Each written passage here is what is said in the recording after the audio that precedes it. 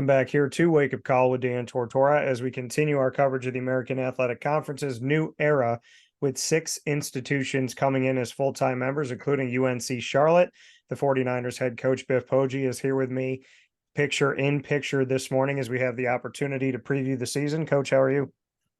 Good. How are you doing?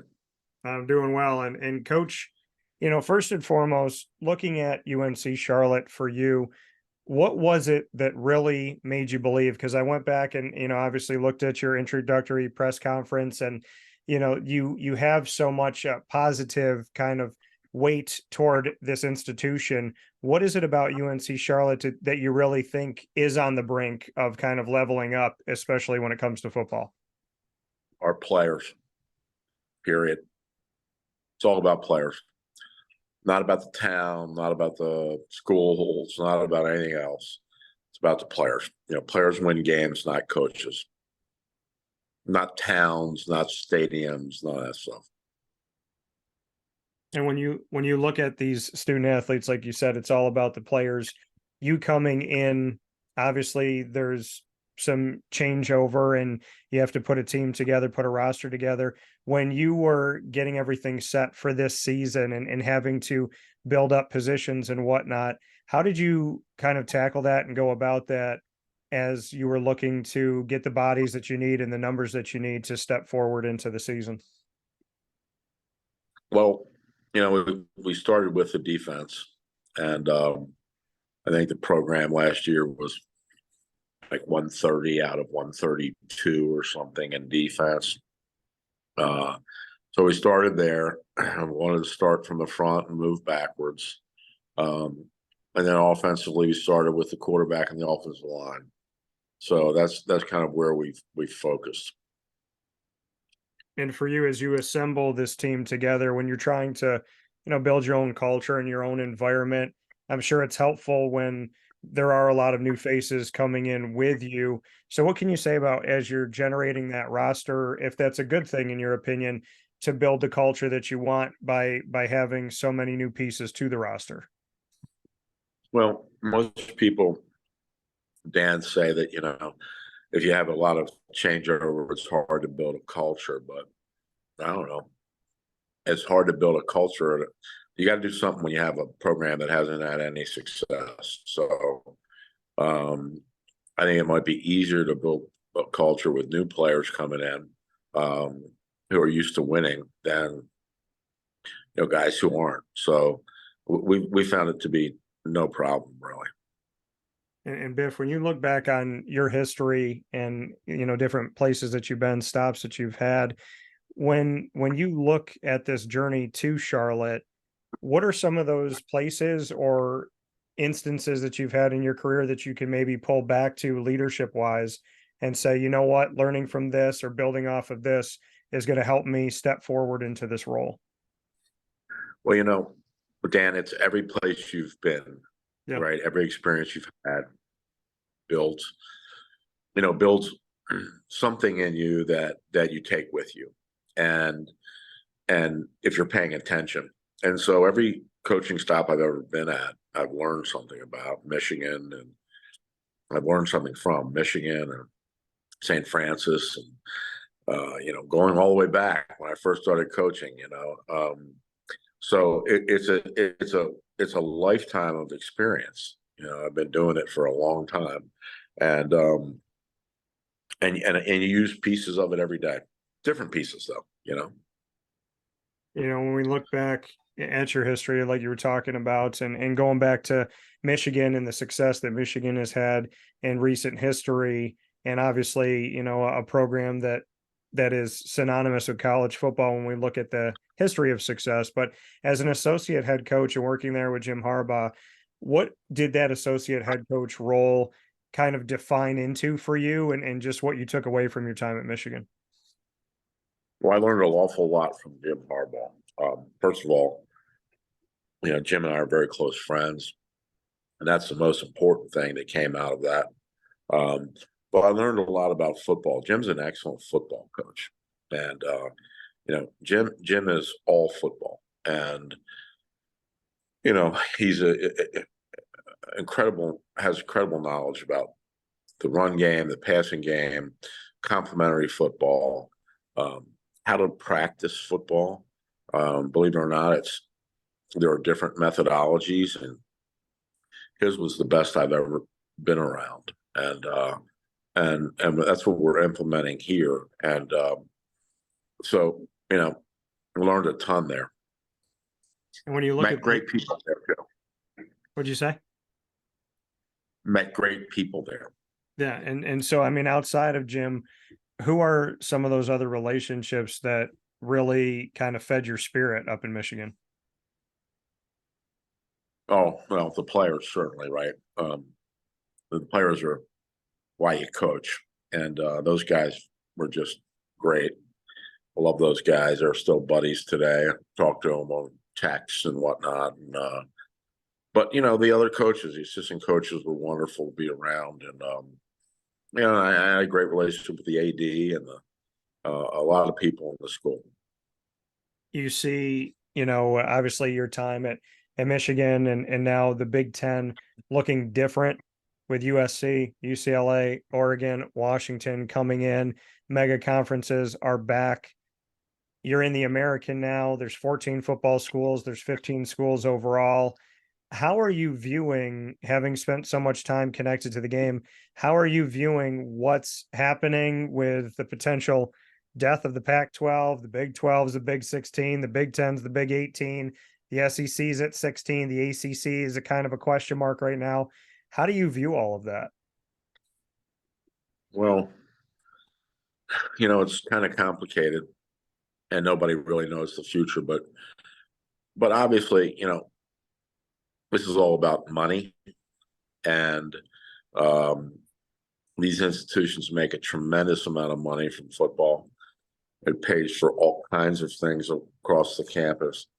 All the non-revenue sports it pays for. It builds research labs and gives kids non-athlete scholarships and helps pay professors. And so this is it's becoming a mega conference world. I wouldn't be surprised if it ends up with being kind of, two major conferences and then a bunch of smaller conferences. Yeah, I mean, that's been my argument the last 2 years. The SEC would break away, and now I think the SEC and the Big Ten, it makes a lot of sense what they would do with that. You're in the American. You got to experience the American Athletic Conference by going out to media days, which they hadn't done in 4 years, 2 years due to COVID, and then 2 years realignment wise, waiting for the new institutions to come in. What was your experience out in Arlington, Texas of AAC media days and just kind of that jump into the conference? Well, I really like the commissioner. Mike Oresco is a really good guy, smart guy, and he's very capable. I really like the head coaches that I met. They're very welcoming to me, and it was nice to meet some of their players too. Really nice kids, and then of course the press. The press is a pain in the ass. I mean, most of the time. So they were a pain in the ass out there, and that's the way it is.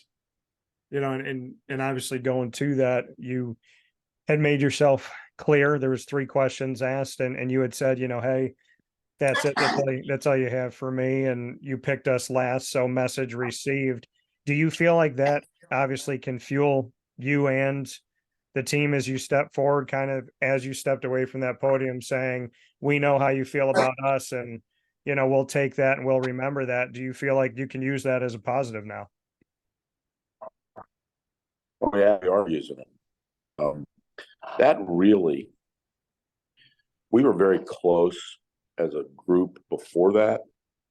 That really galvanized us. I mean, that was the refining fire that we needed at the end of the process to make us come together.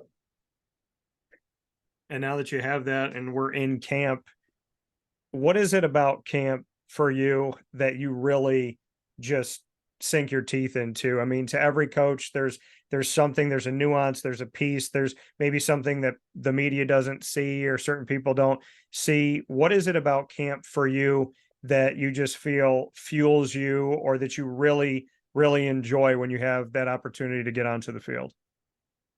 Well, first of all, it's, as I said before, it's all about the players. Yeah.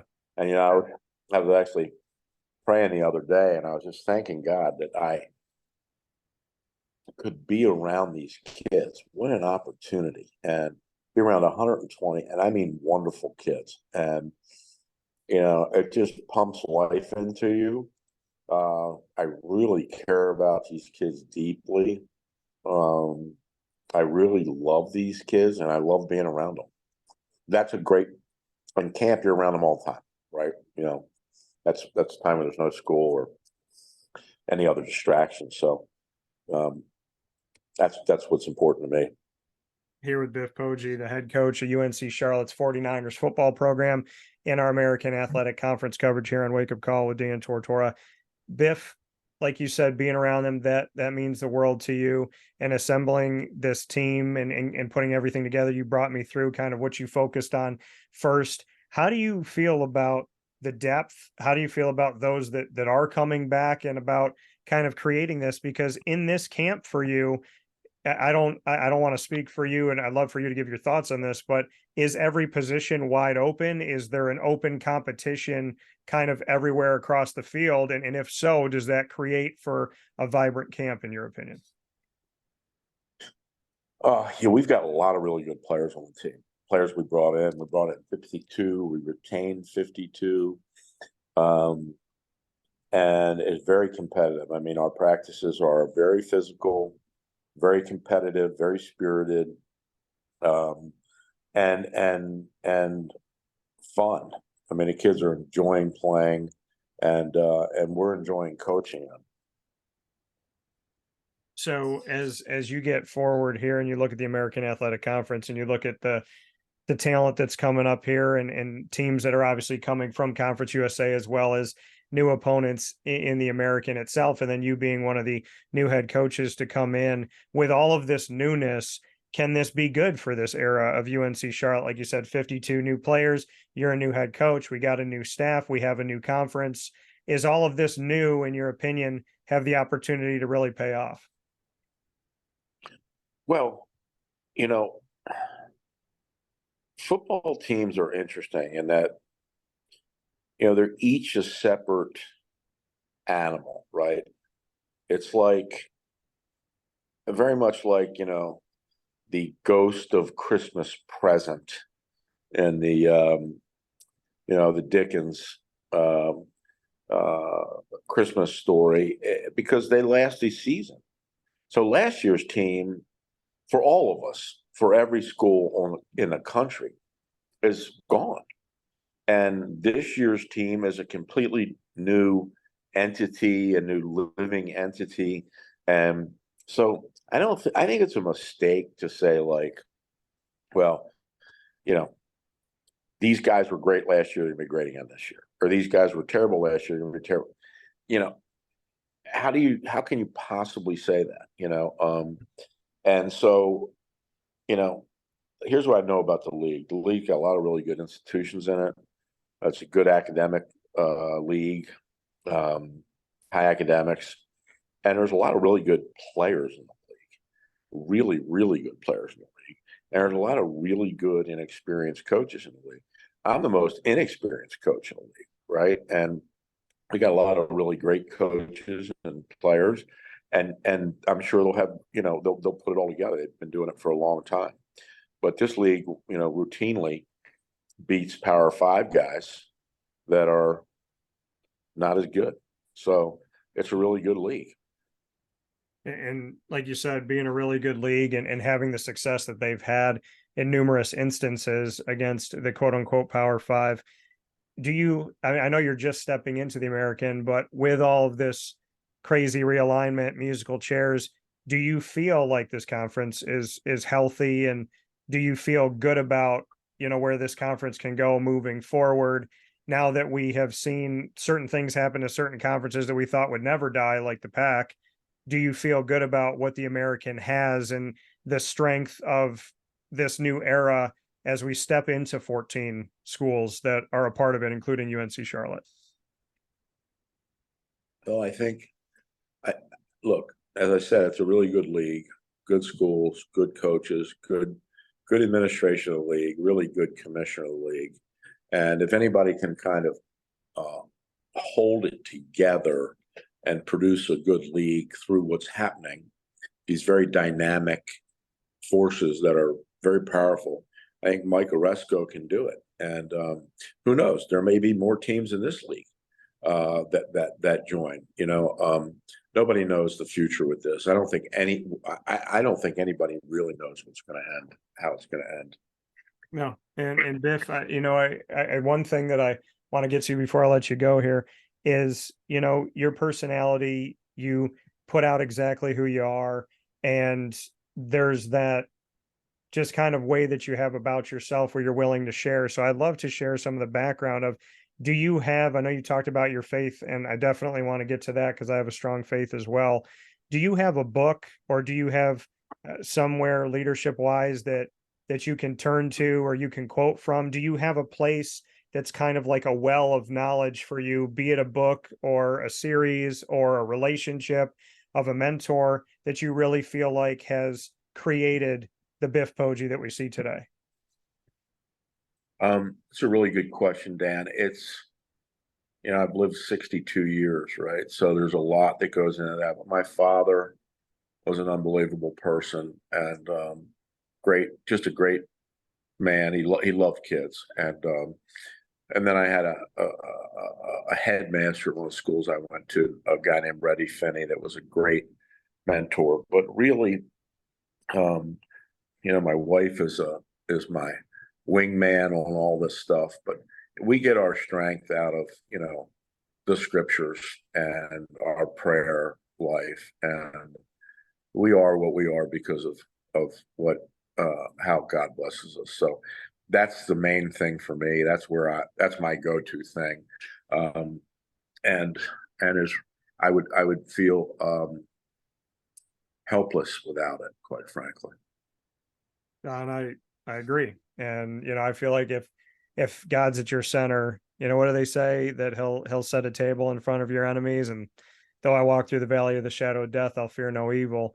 When you have God in your life and you have that faith, Biff, I feel like it, if you really are in tune with it and focused on it, things like practices and games, it's, yeah, you want to win the day and you want to do this, you want to do that, but life doesn't hit you as lethally when somebody maybe is against you, like an adversary or whatever, because you have that faith, because you have God.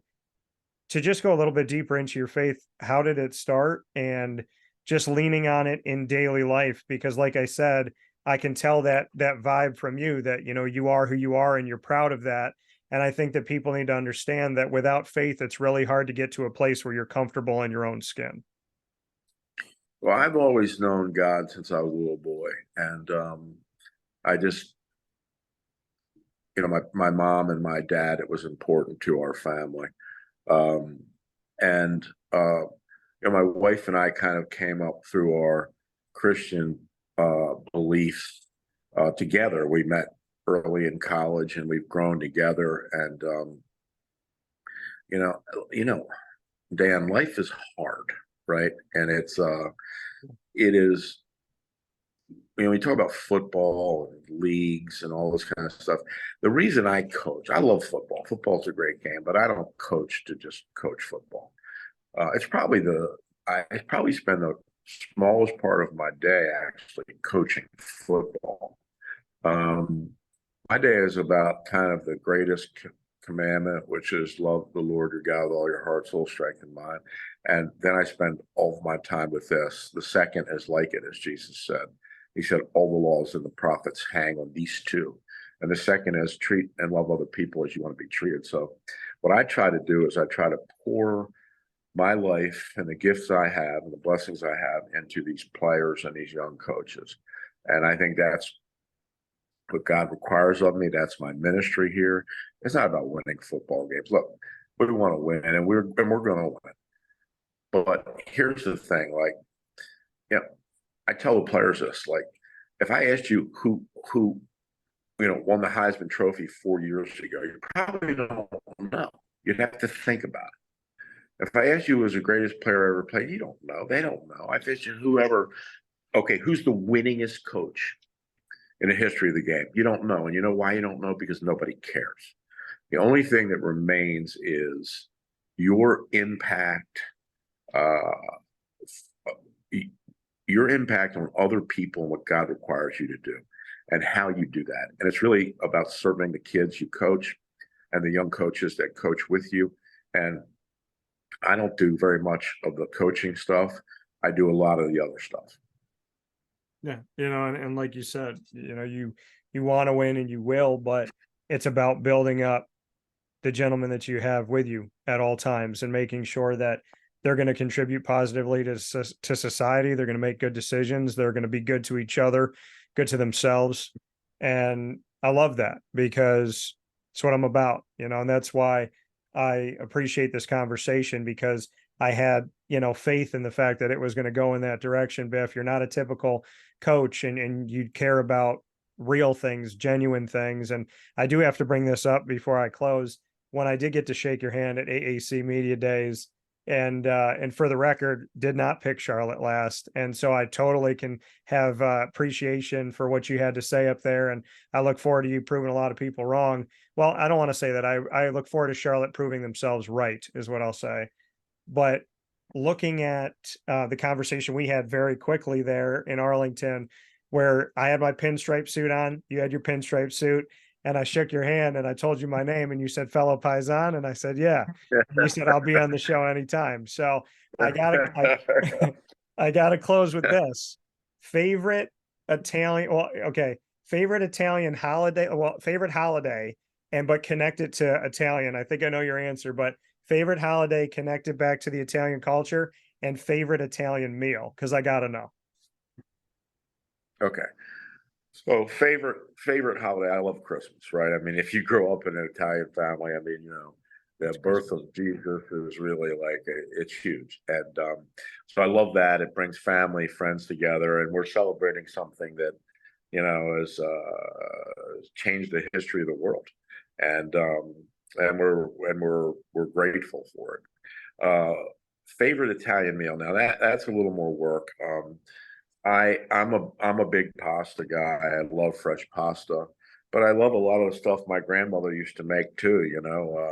Breaded veal and just the normal thing. And I have to tell you, what I really love at the end of the Italian meal is Italian desserts. Cannolis and Italian cookies, and those things are just special. They take me back to when I was a child.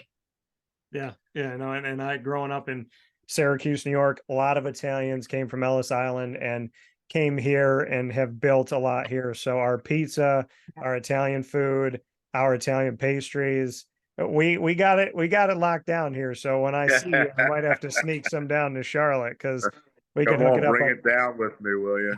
Bring it Well, down. I got to tour your facilities, and I can say I know there's things coming and changes looking to be and whatnot, but I definitely appreciate your staff. I appreciated the tour, and I have every intent of making my way down to Charlotte soon, and hopefully you'll have me for one of your games coming up. You're welcome anytime, Dan. Thanks a lot. Thank you, Biff. I appreciate it. Have a good day, and God bless.